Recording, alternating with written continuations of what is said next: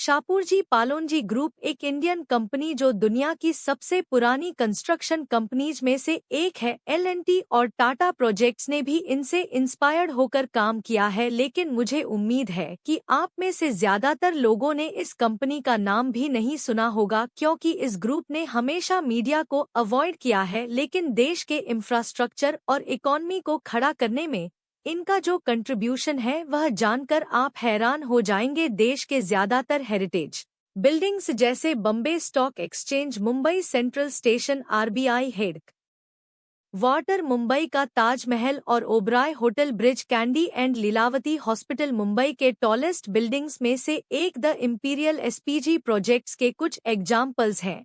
और ऐसा नहीं है कि वह सिर्फ पास्ट में अच्छा काम किए। अभी रिसेंटली उन्होंने रोहतांग का अटल टनल, दुनिया की सबसे ऊंचाई पर बनी रेल ब्रिज, चेनाब राजपथ का रीडेवलपमेंट प्रोजेक्ट, कर्तव्य पथ और G20 समिट के लिए भारत मंडपम का प्रोजेक्ट भी कंप्लीट किया है। और हाँ, इनकी इज्जत सिर्फ इंडिया में ही नहीं, विदेश देश में भी है। ओमान के सुल्तान इनके बनाए पैलेस में रहते हैं और अबू धाबी का विशाल BAPS हिंदू टेम्पल भी शापूरजी पलनजी ग्रुप ने ही बनाया है। बहुत कुछ है इस ग्रुप के बारे में जिसे आपको जानना चाहिए। इसी ग्रुप ने रतन सर के बाद टाटा ग्रुप को अगला चेयरमैन दिया, पलनजी के बेटे साइरस मिस्त्री, और यह टाटा ग्रुप जैसे बड़े कंग्लोमरेशन में 18% से भी ज्यादा की हिस्सेदारी रखते हैं।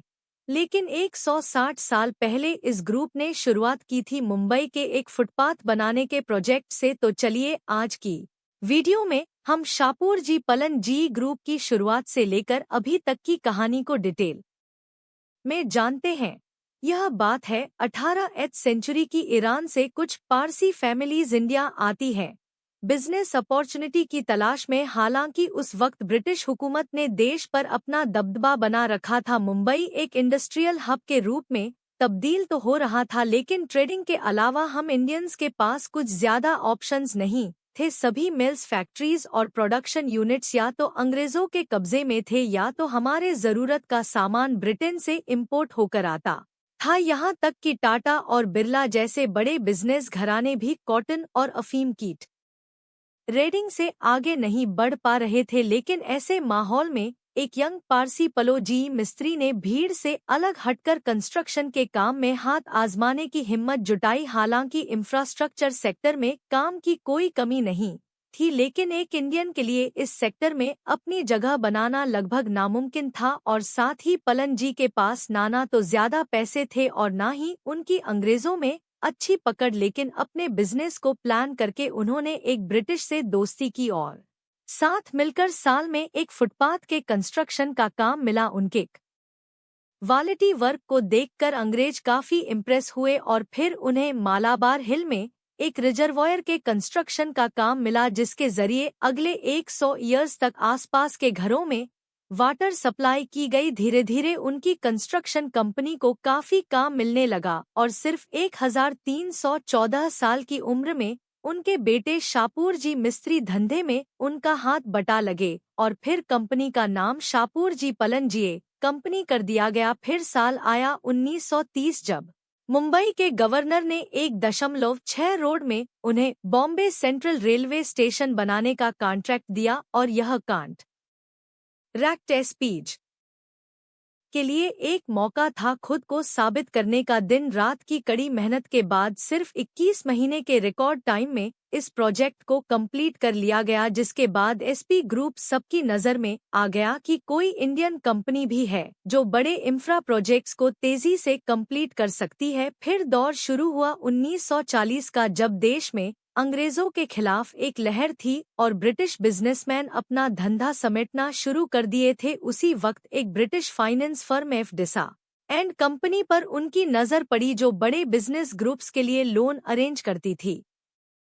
इसने साल 1924 में टाटा स्टील और एससीसी सीमेंट के लिए भी फंड अरेंज किया था। शापूरजी ने उस कंपनी के बारे में पता किया, उनसे डील की और कंपनी को एक्वायर कर लिया। और इसके पीछे की वजह जानते हैं दोस्तों क्या थी? वजह थी कि उस कंपनी के पास टाटा का 12.5 स्टेक था और इसे हम एसपीजी ग्रुप की हिस्ट्री का सबसे बड़ा इवेंट भी मान सकते हैं। फिर साल आया 1947 जब देश आजाद हुआ और कंपनी की बागडोर शाहपुर जी के बेटे पलन जी के हाथ में आया। अब यहाँ एक कंफ्यूजन है, जरा इस फैमिली ट्री को देखिए। पलन जी मिस्त्री ने 18,659 जी रख दिया, जिनके हाथ में कंपनी की बागडोर 1947 में आई और यह सिलसिला यहीं रुका नहीं बल्कि आगे भी चलता रहा। एक इंटरेस्टिंग बात मैं और बता दूं कि एसपीजी ग्रुप का इंटरेस्ट बॉलीवुड में भी रहा है और साल 1960 में रिलीज हुई मुगले आजम में कंपनी ने 5 करोड़ का इन्वेस्टमेंट किया था, जो उस समय की सबसे महंगी फिल्म थी। आज़ादी के बाद एसपीजी की मार्केट में वैल्यू काफी बढ़ गई। पलो जी मिस्त्री जेआरडी टाटा के बहुत करीब हो गए और टाटा सन्स के डिसीजंस में उनका प्रभाव साफ दिखने लगा। अब इंडिया में एसपीजी के पोटेंशियल पर किसी को शक नहीं था। काफी बड़े बड़े कंस्ट्रक्शन के प्रोजेक्ट्स एसपीजी को मिलने लगे और टाटा के वे सबसे भरोसेमंद पार्टनर बन गए। यहाँ तक कि टाटा के ड्रीम प्रोजेक्ट जमशेदपुर का स्टील प्लांट और पुणे में टी मोटर्स की फैक्ट्री की शुरुआत एसपीजी ग्रुप के बिना पॉसिबल ही नहीं था। और दोस्तों, आप भी टा जैसी कंपनीज में। चलिए कहानी पर वापस लौटते हैं। पजी को एहसास हुआ कि अब समय आ गया है कि देश के बाहर भी बिजनेस को एक्सपेंड किया जाए और इसकी शुरुआत भी बहुत धमाकेदार तरीके से की गई। दरअसल साल 1970 में उन्हें पहला इंटरनेशनल प्रोजेक्ट मिला ओमान के सुल्तान का पैलेस बनाने का और इसके सक्सेसफुल कंप्लीशन के बाद एसपीजी तमाम इंटरनेशनल प्रोजेक्ट्स पर काम करने लगा। साथ ही अपने बिजनेस को सिर्फ कंस्ट्रक्शन के अलावा real estate, water management, energy, shipping and logistics, IT and data centres और मैन्युफैक्चरिंग जैसे सेक्टर्स में भी डाइवर्सिटी। 1999 आते आते एसपीजी ने टाटा सन्स में अपने स्टेक को बढ़ाकर 18% से भी ज्यादा कर लिया और कुछ ऐसी कंपनीज का एक्विजिशन किया जिसने उनकी वैल्यूएशन में और इजाफा कर दिया। साल 1992 में एसपीजी ने यूरेका फर्ब्स में कंट्रोलिंग स्टेक हासिल किया, जिसके होम अप्लायंसेज और एक्वागार्ड वाटर प्यूरिफायर को तो आप जानते ही होंगे। फिर साल आया 2000 जब एसपीजी ने एफक इंफ्रास्ट्रक्चर को एक्वायर किया, जिसने अभी हाल